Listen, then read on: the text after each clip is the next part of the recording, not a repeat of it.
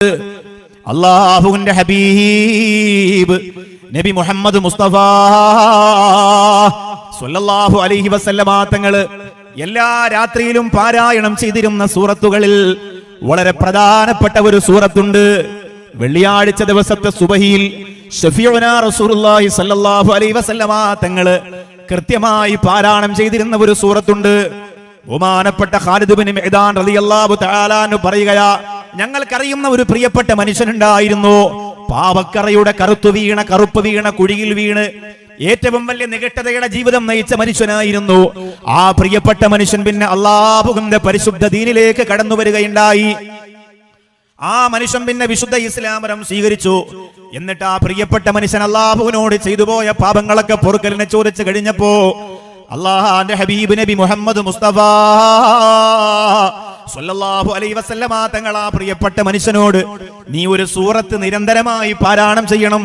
നിന്റെ കഴിഞ്ഞുപോയ ഗതകാല ജീവിതത്തിന്റെ പാപക്കറകളെ പരിശുദ്ധമായ ഹൃദയത്തിൽ നിന്ന് നീക്കം ചെയ്യാൻ, നീ മരണപ്പെടുമ്പോ ആ പാപക്കറകൾ നിന്നെ വേട്ടയാടാതിരിക്കാൻ, നിന്റെ റൂഹ് പിടിക്കുന്ന സമയത്ത് നീ ചെയ്തുപോയ മലീമസമായ നികട്ടയായ തിന്മകൾ നിന്നെ വേട്ടയാടിയിട്ട് ഭയപ്പെടുത്താതിരിക്കാൻ, ഭീഷണിപ്പെടുത്താതിരിക്കാൻ അല്ലാഹുവിന്റെ റസൂൽ നബി മുഹമ്മദ് മുസ്തഫ സ്വല്ലല്ലാഹു അലൈഹി വസല്ലമ തങ്ങൾ ഓതാൻ പറഞ്ഞു കൊടുത്ത മനോഹരമായ സൂറത്ത്.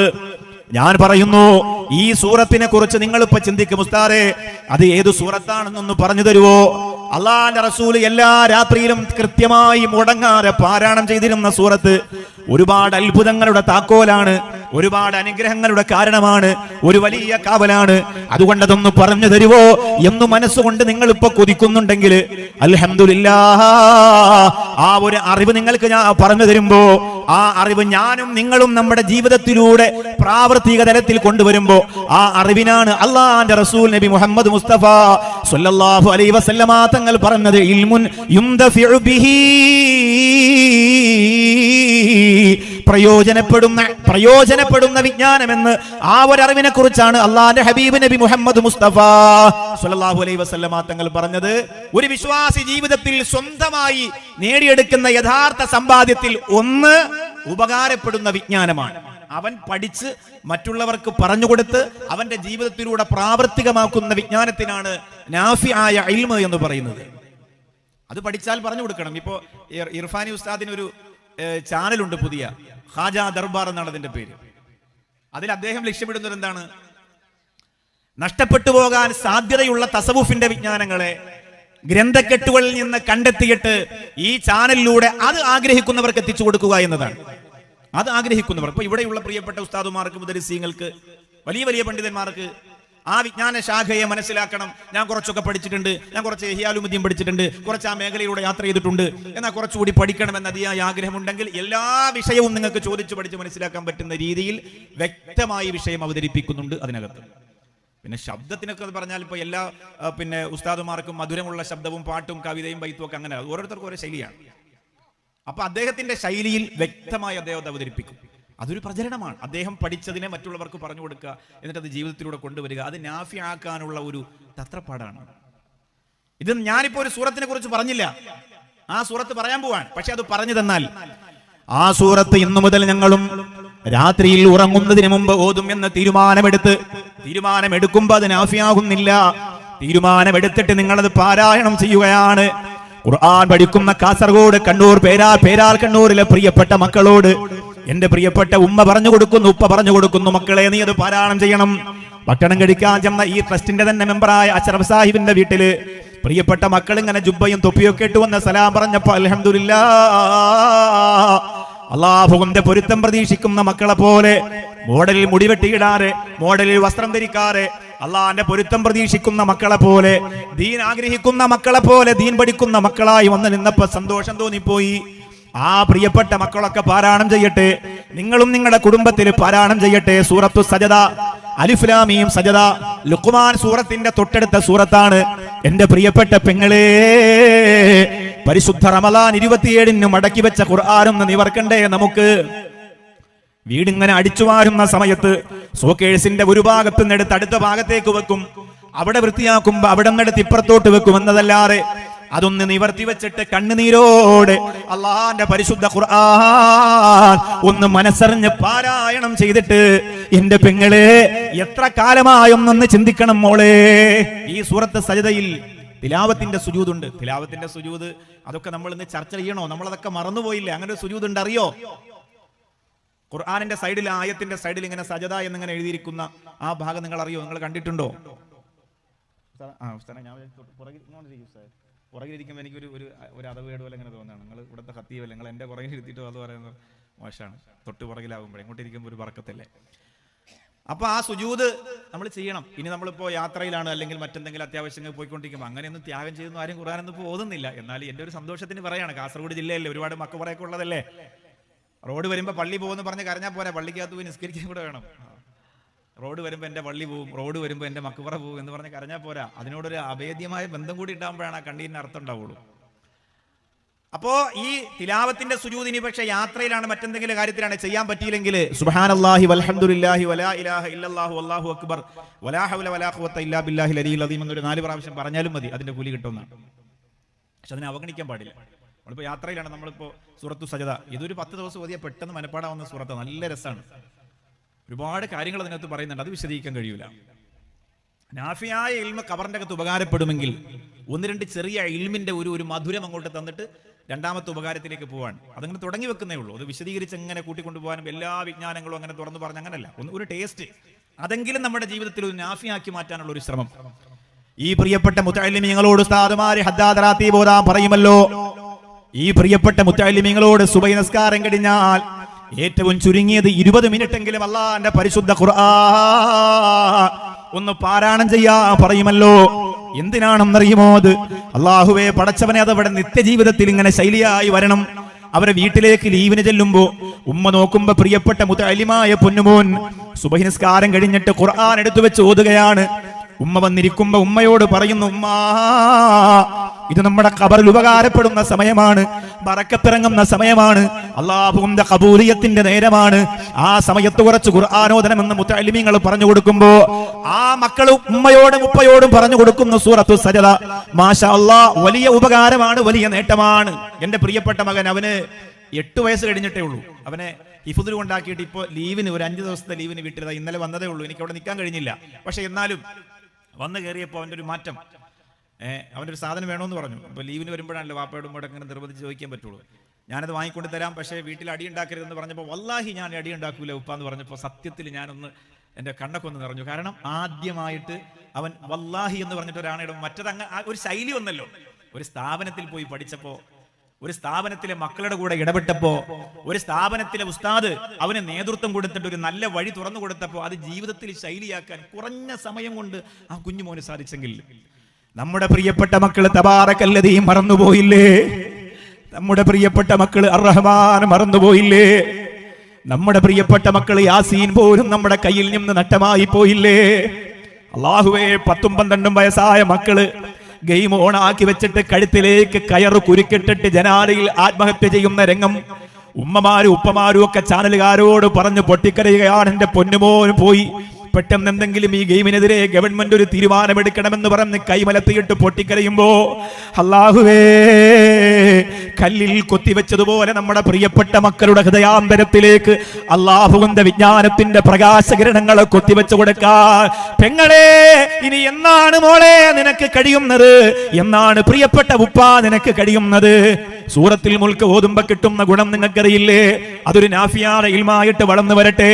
30 ആയത്തുകൾ കൊണ്ട് സൂറത്തുൽ മുൽക്കിനെ അല്ലാഹു അനാവരണം ചെയ്തിരിക്കുമ്പോ ആ 30 ആയത്തുകൾ അല്ലാഹു നിരന്തരമായി പാരായണം ചെയ്യുന്നവന്റെ ഖബറിന്റെ അകത്ത് അല്ലാഹു കൊടുക്കുന്നത് വലിയ കാവലാ. രാത്രിയായാൽ പുലരുന്നത് വരെ 70,000-ഓളം മാലാഖമാര് പ്രിയപ്പെട്ട പെങ്ങളെ നിനക്ക് വേണ്ടി ദുആ ചെയ്യുന്നു. ആർക്കു വേണ്ടിയാ? അർ-റഹ്മാനു അല്ലമൽ ഖുർആൻ. സൂറത്ത് റഹ്മാൻ പാരായണം ചെയ്യുന്ന പ്രിയപ്പെട്ട കുടുംബത്തിന് വേണ്ടി, വ്യക്തിക്ക് വേണ്ടി നേരം പുലരുന്നതുവരെ 70,000 അല്ലാഹുവിന്റെ മാലാഖമാര് പ്രാർത്ഥിക്കുമെന്ന് പറയുമ്പോ ഈ വിജ്ഞാനത്തിന്റെ അത്ഭുതങ്ങളെ മുഴുവനും കാലുകൊണ്ട് വലിച്ചെറിഞ്ഞിട്ട് ഓടുന്നവരെ ആദ്യം സമ്പാദിക്കേണ്ടത് ഇതാണ്, ആദ്യം സമ്പാദിച്ചെടുക്കേണ്ടത് ഇതാണ്. മഹാനായ മുആദ് റളിയല്ലാഹു തആല അൻഹുവിന് ഒരു ഗ്രാമപ്രദേശത്തിലേക്ക് അധികാരത്തിന് വേണ്ടി അവിടുത്തെ ജനങ്ങൾ വന്ന് കൈകാല് പിടിക്കുകയാണ്. തങ്ങളെ, ഞങ്ങളുടെ നാടിന് ദീനിന്റെ നേതൃത്വം കൊടുക്കാൻ നിങ്ങൾ വരണം, ഞങ്ങളുടെ നാടിന് ദീനിന്റെ നേതൃത്വം കൊടുക്കാൻ നിങ്ങൾ വരണം, ഞങ്ങളുടെ ഉപദേശിക്കാൻ നിങ്ങൾ വരണം, ഞങ്ങൾക്ക് ഖലീഫയായി നിങ്ങൾ വരണം. മഹാനായ മുആദ് റളിയല്ലാഹു തആല അൻഹു പറയുന്നു, ഇല്ല, എന്നെ കൊണ്ടതിന് കഴിയില്ല. അവർ ചെന്നിട്ട് അല്ലാഹുവിന്റെ റസൂലിനോട് പരാതി പറയുന്നു, നബിയേ, മുആദ് റളിയല്ലാഹു അൻഹു സമ്മതിക്കുന്നില്ല റസൂലേ, ഞങ്ങളുടെ നാടിന്റെ ഖലീഫയായിട്ട് ഞങ്ങൾ ഏകപക്ഷീയമായ അഭിപ്രായമാണ് നബിയെ ഞങ്ങൾ ക്ഷണിച്ചപ്പോ മഹാനായ മുആദ് റളിയല്ലാഹു അൻഹു സമ്മതിക്കുന്നില്ല എന്ന് പറഞ്ഞു. അല്ലാഹുവിന്റെ റസൂൽ മുആദ് റളിയല്ലാഹു അൻഹുവിനെ വിളിക്കുകയാണ്. അധികാരത്തിന്റെ അപ്പക്കഷണത്തിന് വേണ്ടി മാതാവിനെ പോലും കച്ചവടം ചെയ്യുന്ന കാലമാ, അധികാരത്തിന്റെ മൽപ്പിടുത്തത്തിന് വേണ്ടിയിട്ട് കൂടപ്പറപ്പിന്റെ കഴുത്തിറക്കുന്ന കാലമാ, കൂടെ കിടക്കേണ്ട ഭാര്യയെ പോലും കൂട്ടുകാരന് വേണ്ടിയിട്ട് കൂട്ടിക്കൊടുക്കുന്ന അധികാരത്തിന്റെ മത്ത് തലയിൽ പിടിച്ചിട്ട് ഭ്രാന്ത് പിടിച്ച് നെട്ടോട്ടമോടുന്ന കാലഘട്ടത്തില് കേവലം ഒരു ചെറിയ മെമ്പറായിട്ടല്ല, പഞ്ചായത്തിലല്ല, വാർഡിലല്ല, ഒരു പ്രദേശത്തെ മുഴുവൻ അധികാരം ഏൽപ്പിക്കുമ്പോ മുആദ് റളിയല്ലാഹു അൻഹുവിനോട് അല്ലാഹുവിന്റെ റസൂൽ ചോദിക്കുന്നു, മുആദേ, എന്തേ നിനക്ക് താല്പര്യമില്ലാത്തത്, എന്തേ നീ പോകാത്തതെന്ന് ചോദിക്കുമ്പോ മഹാനായ മുആദ് റളിയല്ലാഹു അൻഹു പറയുന്നു, നബിയേ,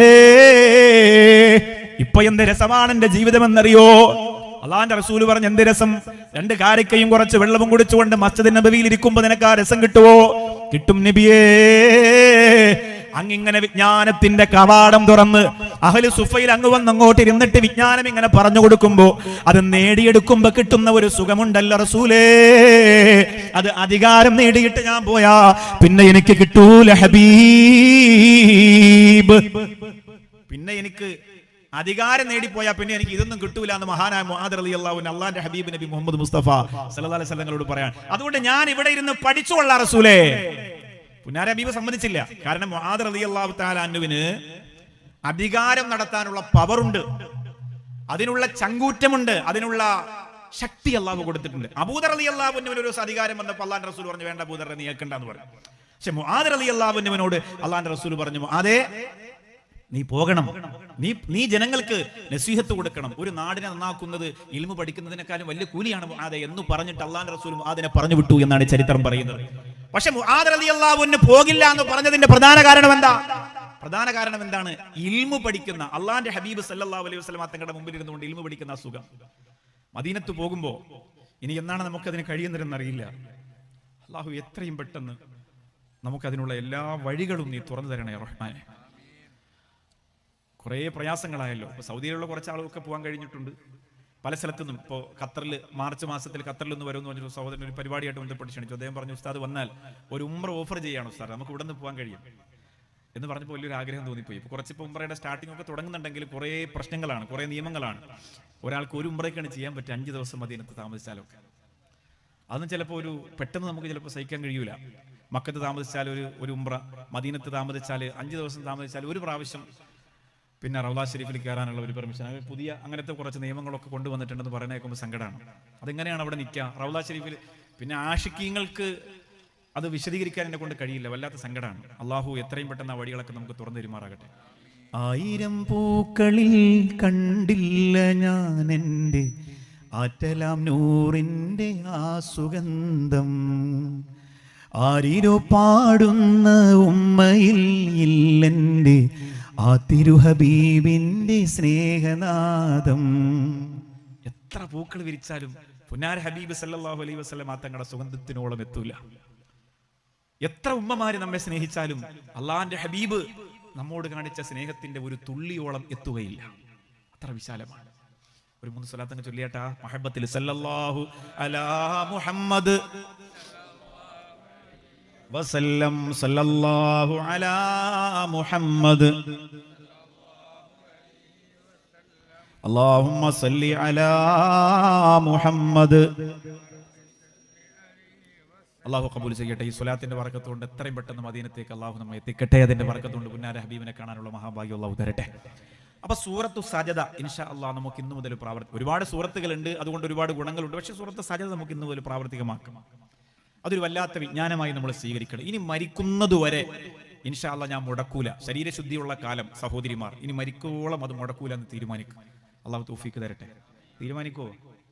വലിയ ഗുണമാണ്. നിങ്ങളിനി ആരെ കാത്താണ് ഇരിക്കുന്നത്? ഇനി ഇതൊക്കെ ചെയ്തേ പറ്റൂ. പള്ളിക്കകത്ത് കുറച്ചേരി ഇരിക്കണം, ഖുർആൻ ഓതണം, വീട്ടിൽ പോയിട്ട് ഭാര്യയോട് പറയണം, പെണ്ണെ ഖുർആൻ ഇങ്ങോട്ട് ഇടറമില്ല എന്ന് പറയുമ്പോൾ പെണ്ണ് വിചാരിക്കും, പടച്ചോനെ എൻ്റെ ഭർത്താവിന് എന്തോ ശൈത്താൻ വല്ലോ കൂടിയെന്ന് തോന്നുന്നു, സുബ്ഹാനല്ലാഹ്, ഇനി എവിടെ കൊണ്ട് കാണിക്കണം. ഇത്രയും കാലം ടിവിയുടെ റിമോട്ട് ഖുർആന്റെ അടുത്തിരുന്നാൽ പോലും അതുവഴി പോകാത്ത മനുഷ്യനാണ് അയാൾ. അയാൾക്ക് ആവശ്യമുള്ള റിമോട്ട് ഖുർആനിന്റെ അടുത്തിരുന്നിട്ട് പോലും അതുവഴി പോകാത്തൊരു മനുഷ്യനാണ്. ഇപ്പൊ ചെന്നിട്ട് റംല ഖുർആൻ ഇങ്ങെടുക്കുന്നു പറയാം. അങ്ങനെ ചോദിച്ച് മാറ്റം ഉണ്ടാക്കണം. ഇനി ഖുർആൻ ഓതാൻ അറിയില്ല നിനക്ക്, എന്നാൽ നിന്റെ പ്രിയപ്പെട്ട ഭാര്യ ഓതുമ്പോ അടുത്ത് ചെന്നിരിക്കണം, പ്രിയപ്പെട്ട മക്കൾ ഓതുമ്പോ മക്കളുടെ അടുത്ത് ചെന്നിരിക്കണം, ആ ഖുർആൻ അങ്ങനെ നോക്കിയിരിക്കണം. ഇനി ഓതാൻ അറിയില്ലെങ്കിൽ ആ ഖുർആൻ എടുത്തു വെച്ചിട്ടിരുന്ന് കരയണം, അല്ലാഹുവേ നിന്റെ കലാം ഒരു ഹർഫ് പോലും പാരായണം ചെയ്യാൻ കഴിയാത്ത ഒരു ഹതഭാഗ്യനായിട്ട് ഈ പാപി മാറിപ്പോയല്ലോ റബ്ബേ എന്ന് പറഞ്ഞിട്ടിരുന്ന് കരഞ്ഞ് അള്ളാഹിനോട് ദുആ ചെയ്യണം എന്ന് പറഞ്ഞിട്ട് സങ്കടം ഇങ്ങനെ പൊട്ടിയൊഴുകണം. അവിടെയാണ് നമുക്ക് വിജയമുണ്ടാകുന്നത്. പക്ഷേ നമ്മുടെ സഹോദരിമാരോട് പറയാണ്, എല്ലാ ദുആയും പഠിക്കും, എല്ലാ ദിക്റും പഠിക്കും, എല്ലാ ഉസ്താദിന്റെ ലൈവും കാണും, എന്നിട്ട് എല്ലാം ഇങ്ങനെ എഴുതി അലമാരയിൽ ഇങ്ങനെ അടുക്കി വെച്ചിരിക്കലല്ലാതെ പൊന്നുമോളെ നിന്റെ ജീവിതത്തിലേക്ക് പ്രാവർത്തിക തലത്തിലേക്ക് അതിനെ കൊണ്ടുവരണം കേട്ടോ. സുബഹി കഴിയുമ്പോ ഇത്ര ഓതാനുള്ളത്, മഗ്രിബ് കഴിയുമ്പോ ഇത്ര ഓതാനുള്ളത്, അതൊക്കെ കൃത്യമായി പാരായണം ചെയ്യുമ്പോ അല്ലാഹുവിന്റെ വലിയ ബറക്കത്തും വലിയ സംതൃപ്തിയും നിന്റെ കുടുംബത്തിന് അല്ലാഹു ഇറക്കി തരുന്നതാണ്. അതിനെവിടെന്നാ നമുക്ക് നേരമുണ്ടാകുന്നത്? ഇന്ന് യൂട്യൂബ് ചാനലുകളുടെ ബഹളമാണ്. പാചക കൊല ഒരു സ്ഥലത്ത് നടക്കുമ്പോ മറുഭാഗത്തും മറ്റു പല കൊലയും നടക്കുകയാണ്. ഇത് മുഴുവനും കണ്ടും കേട്ടും ആസ്വദിച്ചും അങ്ങനെ ചിരിച്ച് രസിച്ച് കളിച്ച് സമയമങ്ങ് കളയുമ്പോ മോളെ അല്ലാഹുവിന്റെ കോടതിയിൽ ചെല്ലുമ്പോ ഇതിനൊക്കെ നമ്മൾ സമാധാനം പറയേണ്ടി വരുന്നതാണ്. എഴുതി വെക്കുമല്ലോ, കുറെ എഴുതി വെക്കും. കാച്ചി കുറുക്കി വെച്ച പാലാണോ, കായ വറുത്തതിൻ നീരാണോ, കാലി വയറ്റിന് രുചിയാണോ, കെങ്കേമനാകാൻ വഴിയാണോ. നിന്റെ പ്രിയപ്പെട്ട ഭർത്താവിനെ ഉഷാറാക്കാൻ വേണ്ടിയിട്ടാണ് ഇതൊക്കെ, സ്വന്തം ശരീരത്തിനല്ല, ഭർത്താവിനെ ഉഷാറാക്കാനാണ്. ഇപ്പൊ പഴയ ഭർത്താവിന് ഇപ്പൊ വയറ് വരുന്നത് ഇഷ്ടപ്പെടില്ല, പണ്ടത്തെ പോലെയല്ല. പണ്ട് വയറും മസിലൊക്കെ, ഇപ്പൊ അതല്ല, വയറൊക്കെ ഒന്ന് കുറഞ്ഞ് സ്ലിം ബ്യൂട്ടിയായിട്ടിരിക്കണം ഇക്ക എപ്പോഴും, എന്നാലാണ് എൻ്റെ ചക്കരക്കുട്ടനെ കാണാൻ രസം ഉണ്ടാവുള്ളൂ എന്ന് പറഞ്ഞിട്ട് താത്ത യൂട്യൂബിന്റെ ഇതൊക്കെ ഓരോ ടിപ്സുകൾ ഇങ്ങനെ പറഞ്ഞു കൊടുക്കുകയാണ്. ഇവിടെയും അതൊക്കെ ഉണ്ട്. എല്ലാവരും നല്ല ചുള്ളന്മാരായിട്ടുണ്ട്, നല്ല ഉഷാറായിട്ടിരിക്കുന്നുണ്ട്. അള്ളാഹു എല്ലാവർക്കും ദീർഘായുസ്സും ആഫിയത്തും തരട്ടെ, അല്ലേ? നല്ല എല്ലാവരും നല്ല യങ്ങായിട്ട് ഇരിക്കുന്നുണ്ട്. അള്ളാഹു അങ്ങനെ തന്നെ ആക്കട്ടെ. അത് ഇവിടുത്തെ മുട്ടയുടെ പ്രശ്നമാണ്. എല്ലാത്തിലും മുട്ടയാണല്ലോ, പത്തിരിയിൽ മുട്ട, കഞ്ഞിയിൽ മുട്ട, ചോറിൽ മുട്ട, കോഴിയിൽ മുട്ട, മട്ടനിൽ മുട്ട, എല്ലാത്തിലും മുട്ട. കാസർഗോഡാണ് ഏറ്റവും കൂടുതൽ മുട്ട ചിലവെന്നാണ് പത്രത്തിൽ വന്നത്. ഇടയ്ക്കിടയ്ക്ക് ഞെക്കി നോക്കിയോ, ചൈനയുടെ മുട്ട പറഞ്ഞാൽ നോക്കിയോളൂ. അപ്പൊ ഈ ഓരോ വിജ്ഞാനങ്ങൾ നമ്മൾ പഠിക്കുന്നത് പ്രാവർത്തികമാക്കാനാണ്, എഴുതി വെക്കാനല്ല. അപ്പൊ ഇനി മുതൽ നമ്മൾ മറക്കൂല, സൂറത്തു സജദ മറക്കൂല. അല്ലാഹുവിന്റെ പരലോകത്ത് വിജയികളാകാൻ വേണ്ടിയിട്ടാ സൂറത്തു സജദ. ഇനി എന്റെ ജീവിതത്തിന്റെ രാത്രികളിൽ എന്നെ തലോടാ, എന്നെ സാന്ത്വനിപ്പിക്കാ, എന്റെ കൂട്ടായി കൂടെ വരുമെന്നുള്ള തീരുമാനമെടുത്തു. ഇനി ഒരു പ്രധാനപ്പെട്ട ദിക്റ് കൂടി പറഞ്ഞിട്ട് ഇൻഷാ അല്ലാഹ് ഉപകാരപ്പെടുന്ന യഥാർത്ഥ സമ്പാദ്യത്തിന്റെ മറ്റു കാര്യത്തിലേക്ക് വരാം. ഇതൊക്കെയാണ് പെങ്ങളെ ജീവിതത്തിലെ ഏറ്റവും വലിയ സമ്പാദ്യം എന്ന് പറയുന്നത്. ഇന്ന് ഞാൻ ഇത്ര രൂപ സമ്പാദിച്ചു എന്നൊരാൾ പറയുമ്പോ, ഇന്ന് ഞാൻ അള്ളാഹുവിന്റെ പരിശുദ്ധ ഖുർആനിൽ നിന്ന് ഇത്ര ആയത്തോതി എന്ന് പറയുന്നത് വെച്ച് നോക്കുമ്പോ അള്ളാഹുവിന്റെ അടുത്ത് ശാശ്വതമായ യഥാർത്ഥമായ സമ്പാദ്യം വരുന്നത് രണ്ടാമത്തെ ഭാഗത്താണ്. പഠിച്ചു എന്ന് പറയുമ്പോ ഇന്നിവിടെ പേരാൾ കണ്ണൂരിന്റെ മനോഹരമായ സദസ്സിൽ വന്നിരിക്കുമ്പോ, ഈ സദസ്സിൽ വന്നിരുന്നു കൊണ്ട് ഇൽമു പഠിക്കുകയാണ് നിങ്ങൾ. എന്റെ പ്രിയപ്പെട്ടവരെ, ഈ പറയുന്ന വിജ്ഞാനങ്ങൾ മുഴുവനും നിങ്ങൾ സ്വീകരിച്ചു മറ്റുള്ളവർക്ക് പകർന്നു കൊടുക്കാണ്. നിങ്ങളുടെ ജീവിതത്തിലൂടെ അത് പ്രാവർത്തികമാക്കുമെന്ന് നിങ്ങൾ ഉറച്ച് തീരുമാനമെടുക്കുകയാണ്. അതിന് അല്ലാഹു റബ്ബുൽ ഇസ്സത്തിന്റെ അടുത്ത് വലിയ പ്രതിഫലമാണ്, വലിയ കൂലിയാണ്. അല്ലാഹുവേ നീ ഞങ്ങൾക്കതിന് ഭാഗ്യം നൽകണേ തമ്പുരാനെ. ചില സഹോദരങ്ങൾ പറയും, ഉസ്താദ് പഴയകാലത്ത് കാസർഗോഡ് ജില്ലയിൽ വന്നപ്പോഴൊക്കെ ഞാനും ഇതുപോലെ തീരുമാനമെടുത്തതാ, പക്ഷെ കഴിയുന്നില്ല. എന്നെ അഴുക്കുചാലിലേക്ക് കൂട്ടിക്കൊണ്ടുപോകുന്ന കൂട്ടുകാരെ കാണുമ്പോ അറിയാതെ അവരുടെ വലയിൽ വീണുപോകുന്ന ഉസ്താദേ, കള്ളുകുടി അവസാനിപ്പിച്ചതാണ്, പക്ഷേ കൂട്ടുകാരൻ വിളിച്ചു പറയുന്നു, മിലിറ്ററിയുടെ സാധനമാണടാ, നിന്റെ ലോക്കൽ സാധനമല്ല, കാഞ്ഞങ്ങാട് കിട്ടുന്നതല്ല, കാസർഗോഡ് ബസ് സ്റ്റാൻഡിൽ കിട്ടുന്നതല്ല, ഓട്ടോയ്ക്കകത്ത് കൊണ്ടുവന്ന് അതേ പുറകിലെ ആപ്പയുടെ പുറകിലെ കട്ടമ്പുക്കയിട്ട് കച്ചവടം നടത്തുന്ന കാസർഗോട്ടെ കുപ്പിയല്ല, ഇത് മിലിറ്ററിയിലെ സാധനമാണ്, കുറച്ചങ്ങോട്ട് അടിച്ചാ കിട്ടുന്ന പവർ വളരെ വലുതാണ് എന്ന് പറയുമ്പോ കഴിഞ്ഞുപോയ ദിവസങ്ങൾ ചെയ്തുപോയ തൗബ അറിയാതെ മറന്നു പോകുന്ന ഉസ്താദ്. അതുകൊണ്ട് ഇൽമിന്റെ വഴിയിലേക്ക് വരാൻ വേണ്ടി പെങ്ങളെ, എന്റെ പ്രിയപ്പെട്ട സഹോദരങ്ങളെ, മഹാന്മാര് പഠിപ്പിച്ച ഒരു ദിക്ർ കൂടി പറഞ്ഞു തരാ. യാ ലത്തീഫ് യാ അല്ലാഹ് ചൊല്ലിയിട്ട് കരഞ്ഞോ ചെറുപ്പക്കാരാ, അല്ലാഹുവിന്റെ പൊരുത്തത്തിന് വേണ്ടിയിട്ട് ഈ ദിക്ർ ചൊല്ലിയിട്ട് കരഞ്ഞോ. യാ ലത്തീഫു യാ അല്ലാഹ് 129 പ്രാവശ്യം ഓരോ ദിവസവും നിങ്ങൾ ചൊല്ലിക്കോ. ഓരോ ദിവസവും 129 പ്രാവശ്യം യാ ലത്തീഫു യാ അല്ലാഹ്, യാ ലത്തീഫു യാ അല്ലാഹ്, യാ ലത്തീഫു യാ അല്ലാഹ്. കണ്ണുകൾ പോകുന്നത് പാപത്തിലേക്കാണെങ്കിൽ, കാതുകൾ പോകുന്നത് തിന്മകളിലേക്കാണെങ്കിൽ, കാലും കൈയും മനസ്സും ഒക്കെ സഞ്ചരിക്കുന്നത് പാപത്തിന്റെ രസക്കൂട്ടുകളുടെ പിന്നാലെയാണെങ്കിൽ, ആ മനസ്സിനെ നിയന്ത്രിച്ചു നിർത്താൻ, ആ മനസ്സിനെ പിടിച്ചു നിർത്താൻ യാ ലത്തീഫു യാ അല്ലാഹ്, യാ ലത്തീഫു യാ അല്ലാഹ് എന്ന ദിക്ർ 129 പ്രാവശ്യം എല്ലാ ദിവസവും സ്ത്രീകളും പുരുഷന്മാരും ഒക്കെ ചൊല്ലി പരലോകത്ത് ഉപകാരപ്പെടുന്ന രീതിയിലേക്ക് ജീവിതത്തെ മാറ്റിവെക്കാനുള്ള ഒരു തീവ്രമായ ശ്രമം നടത്തണം. അല്ലാഹു നമുക്ക് തൗഫീക്ക് നൽകി അനുഗ്രഹിക്കുമാറാകട്ടെ.